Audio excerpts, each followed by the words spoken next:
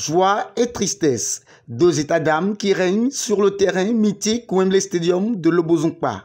Ce dimanche 24 décembre 2023, les jeunes joueurs de l'association sportive d'Agbokodi CDB se sont retrouvés afin de disputer la grande finale de l'Azas League qui met aux prises 4 différentes équipes. La première a opposé l'équipe de Génie FC contre son homologue de Synergie FC.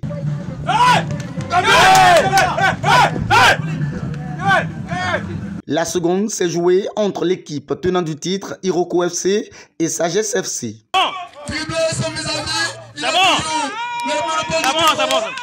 Quelle ténacité!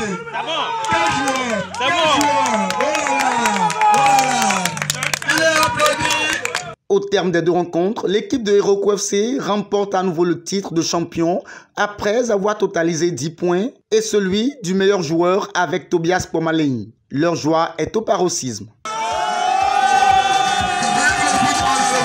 Et vraiment, j'ai été très en joie. Et le Seigneur nous a gratifié encore une fois de ce trophée. Et pour vous dire, ça récompense les erreurs de l'édition passée, la deuxième édition. D'abord, nous avons eu la chance d'avoir des jeunes, des pépites avec nous à Iroko FC. Et même si les joueurs vedettes de l'équipe sont de temps en temps fatigués, nous avons cette relève-là, les petits qui sont bons et qui nous propulsent en avant. Rien que des atouts, nous avons aussi eu la chance d'avoir un nouvel recrue qui nous a vraiment aidés dans l'effectif. On a perdu la finale parce qu'auparavant on avait déjà fait des erreurs disciplinaires. La chance n'était pas de notre côté parce qu'on a failli marquer un but inespéré. Et la chance n'était pas de notre côté. On a bien joué, l'équipe a sauté et aussi était à la hauteur du match.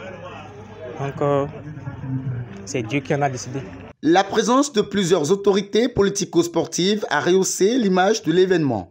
Le technicien Béchir Mahmat, Karl Lahami, parrain de l'événement, et Loïc Benahou sont venus soutenir le président Wilfred Lima et son bureau dans cette noble initiative. Et je crois que le gouvernement actuel est dans cette dynamique-là de pouvoir dénicher à la base des talents pour pouvoir les éclore au niveau international. Et je pense que c'est une activité saine qui se doit d'être encouragée. Et ce que j'ai vu ce matin reste une activité très belle. Et au vu tous de la population de Godomè, je pense qu'il faudrait la pérenniser dans le temps et dans l'espace. Non, mais ce que j'ai vu, c'est très bien. D'abord, l'initiative, il faut la louer. Il faut féliciter tous ceux qui ont pris cette initiative-là. Parce que ça anime la jeunesse et ça donne aussi la possibilité à certaines personnes de s'exprimer. Moi, par exemple, j'ai été très satisfait de voir le niveau technique qu'il y avait ici. On sent qu'il y a beaucoup d'anciens joueurs qui sont passés à côté de leur carrière parce que simplement ils n'étaient pas suivis. Je pense qu'il faut communiquer autour de ça pour que les gens puissent savoir qu'il y a quelque chose qui se fait. Parce que moi, c'est la première fois que je viens, mais je suis agréablement surpris. Vraiment, mon invitation sur ce terrain ce matin m'a vraiment beaucoup ému. Car je ne m'attendais pas à l'ambiance. J'étais vraiment ému.